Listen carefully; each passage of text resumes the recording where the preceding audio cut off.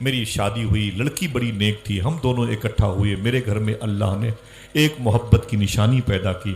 الحمدللہ وہ بیٹے کی صورت میں. میرا بیٹا بڑا ہو رہا تھا. جیسے میرے ماں باپ نے مجھے درود سنا سنا کے پالا تھا, ویسے ہم نے بھی درود سنا سنا کے اپنے بیٹے کو پالا.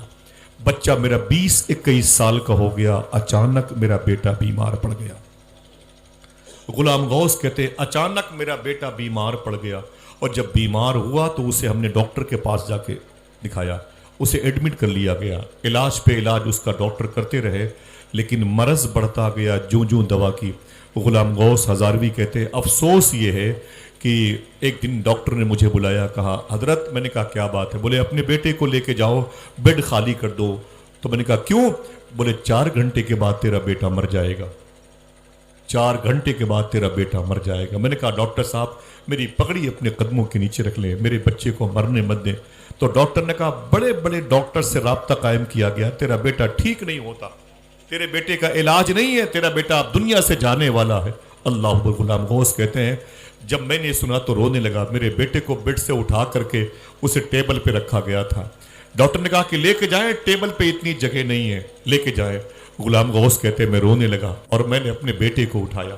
سننا صاحبو, وہ کہتے میں نے اپنے بیٹے کو اٹھایا اور اٹھا کر کے جیسے اپنے گھر میں آیا نا, اسے چارپائی پر لٹایا. میری بیوی رونے لگی, جس نے دودھ نہیں خون پلا کے پالا تھا, رونے لگی کہ 21 سال کا یہ پیڑ خشک ہو رہا ہے, 21 سال کا یہ تنا درخت آج مرجھا رہا ہے. میرا بیٹا, بولے میری بیوی رونے لگی, میں رونے لگا, اور میرے بیٹے کی آنکھیں ٹکٹکی باندھ کے دیواروں در کو دیکھتی رہی کہ جس گھر میں میں پلا اور بڑھا ہوں یہ گھر مجھ سے ہمیشہ کے لیے چھوٹنے والا ہے.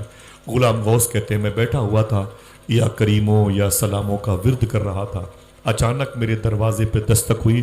میں نے کہا کون؟ کہا غلام غوث ہزاروی ہیں. میں نے کہا کیا بات ہے؟ جب میں دروازے پر گیا نا تو آنے والے نے کیا کہا, آنے والے نے کیا کہا؟ غلام غوث ہزاروی صاحب. میں نے کہا ہاں بولو.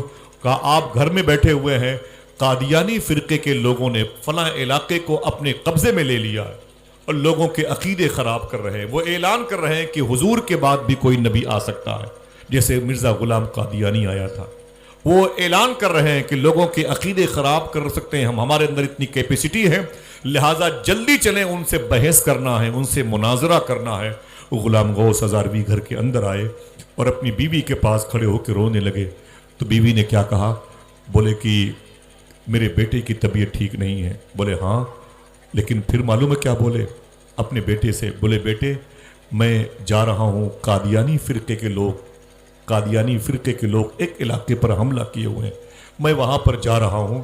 تو بیٹے نے کہا ابو آپ کہاں جا رہے ہیں؟ میں خود دنیا سے ہمیشہ کے لیے جا رہا ہوں. تو معلوم کیا کہا تھا؟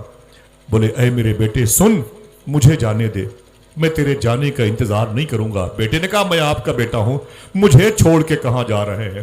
تو غلام غوث ہزاروی نے کہا تھا سن, تجھ جیسے ہزاروں بیٹے نبی کے نام پہ قربان ہو جائے. اللہ کے رسول کا دین مجھے آواز دے رہا ہے, مجھے قرآن آواز دے رہا ہے, مجھے حرمت مصطفیٰ آواز دے رہی ہے. اے میرے بیٹے مجھے جانے دے. بیٹے نے اپنے باپ کا دامن تھام لیا. بولے ابو ملک الموت آنے والے ہیں, مجھے ودا کر کے جائیں, میں دوبارہ نہیں ملوں گا. غلام غوث ہزاروی نے کہا تو مجھے ملے نہ ملے, مجھے تو مدینے والے آقا سے ملنے کی طلب ہے. معلوم ہے جب نکلنے لگے تو باپ کا دامن بیٹے نے تھام لیا. یہ عشق رسول تھا جسے ایک اچھی تربیت انسٹیٹیوٹ گود نے پال کے بڑا کیا تھا. سنیں, اگر یہ باتیں اچھی لگ جائیں تو یاد رکھیے گا انشاءاللہ. ہنگامہ نہیں بھائی, مجھے خاموشی بہت پسند ہے. غلام غوث ہزاروی کہتے ہیں میرے بیٹے نے میرا دامن تھام لیا. جب دامن تھام لیا تو میں نے کہا میرے بیٹے میرا مجھ پر اگر تو ایک احسان کرنا چاہتا ہے تو وہ کر لے. اس نے کہا کیا؟ تو میں نے کہا کہ اگر تیرا انتقال ہو جائے اور قبر میں تیری حضور تشریف لائیں, جب حضور سے ملاقات ہو تو حضور سے کہنا کہ میرے ابو نے آپ کو سلام عرض کیا. اللہ اکبر, میرے باپ نے آپ کو سلام عرض کیا. بیٹا رونے لگا. غلام غوث کہتے ہیں میں اسی افسوس میں نکلا, سامنے بس اسٹاپ تھا, بس پہ جیسے بیٹھا میرے گھر سے دوڑتا ہوا ایک شخص آیا. اس نے کہا حضرت بس سے اتر جائیں اتر جائیں اتر جائیں. میں نے کہا کیا ہوا شیشہ کھول کے؟ تو اس نے کہا آپ کے بیٹے کا, جوان بیٹے کا انتقال ہو گیا, آپ اتر جائیں, نیچے اتر جائیں. تو میں نے کہا کہ میں نیچے نہیں اتروں گا. بولے بیٹے کی نماز جنازہ کون پڑھائے گا؟ تو میں نے کہا نماز جنازہ یہ فرض کفایہ ہے اور نبی کا عشق فرض عین ہے، میں نبی کے دین کو مرنے نہیں دوں گا، جا کے میرے بیٹے کو دفن کر دینا، لیکن میں بس سے نہیں اتروں گا۔ غلام غوث کہتے ہیں میرے دل میں بیٹے کی محبت تھی، لیکن اس محبت پر حضور کی محبت حاوی تھی۔ میں چلا گیا، پورے علاقے میں لڑتا رہا بدعقیدوں سے، قادیانی فرقے کے لوگوں سے، تمامی علماء کرام کو لے کے میں بھیڑا رہا اور پھر مناظرے پہ مناظرے کرتا رہا۔ غلام غوث کہتے ہیں میں کامیاب ہوا، اور جب میں وہاں سے جیت کر کے واپس آیا تو دروازے پر پہنچا تو میرے قدم اندر نہیں جا رہے تھے کہ 21 سال تک میں نے اس گھر میں اپنے بیٹے کو دیکھا، بغیر بیٹے کے اپنے گھر میں کیسے گھسوں گا؟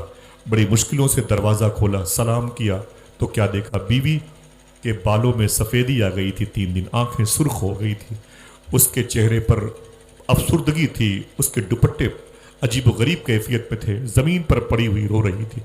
مجھے دیکھا تو سنبھلنے کی طاقت نہ تھی، میں قریب گیا اور میں نے اپنی بیوی سے کہا تو خیریت ہے؟ تو مجھ سے لپٹ کے رونے لگی۔ میں نے کہا کیا بات ہے؟ اس نے کہا میرے شوہر، میرے بیٹے کا انتقال ہو گیا، میرا بیٹا بھری جوانی میں انتقال کر گیا۔ میں نے کہا پریشان مت ہو، حضور کی 7 اولادوں میں 7 اولادیں بھری جوانی میں انتقال کر کے گئی ہیں، پریشان نہ ہو میری بیٹی۔ یہ میری بیوی یہ بتا، میرے بیٹے نے آخری سفر پہ کچھ کہا تھا؟ کہا جیسے آپ نکلے تھے تو میرے بیٹے نے مجھ سے کہا تھا امی، ابو نے کہا تھا جب قبر میں سرکار آئیں گے تو سرکار کو میرا سلام بول دینا، ابو اگر گھر پہ آئیں تو ابو سے کہنا کہ بیٹے نے کہا تھا جانے سے پہلے کہ ابو کو میرا آخری سلام بول دینا۔ اتنا کہنا تھا کہ خوب دونوں میاں بیوی روتے رہے۔ قبرستان کا پتہ پوچھا، قبر پہ گئے، تازہ قبر تھی بیٹے کی۔ غلام غوث ہزاروی کہتے ہیں میں لپٹ کے رونے لگا۔